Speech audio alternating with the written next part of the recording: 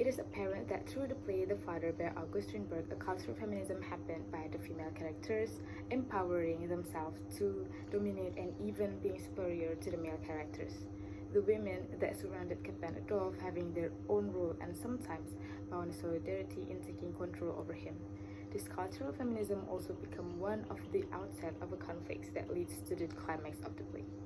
Here we'll be using the theory of moral development from Professor Carol Gillian, an educational psychologist at Harvard University, in a play by August Strindberg titled The Father.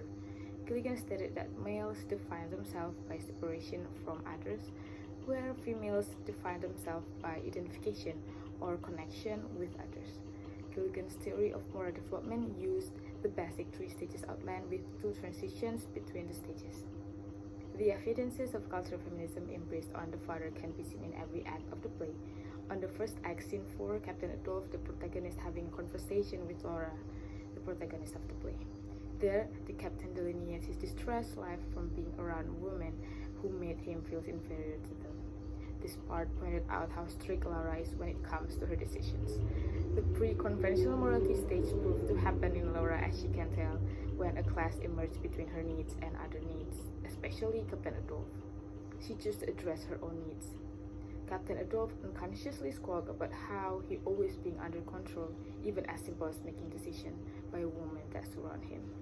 Solidarity between the women around him makes them unite and shares predominant act influencing the act of Captain Adolf. Then, in the conversation between Laura and Captain Adolf at the beginning part of scene 4 Act 1, the first transition stage of Gilligan's moral development theory appeared to happen, when Laura asks about their child, Bertha. Also, this scene indirectly showed the foreshadowing part of the story as Captain Adolf tells Laura about the uncertainty to know who is the true biological father of a child.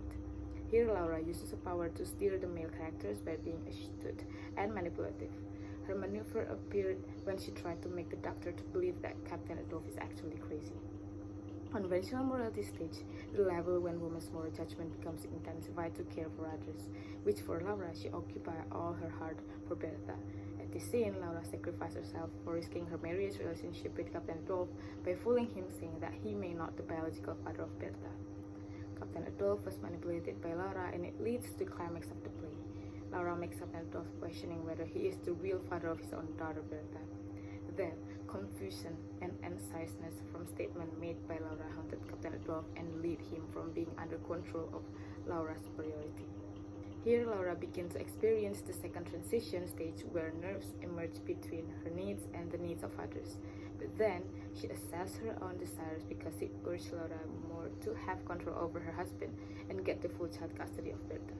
On the very last part of the play, depicts a solidarity among Laura and Bertha on the failing action of Captain Adolf.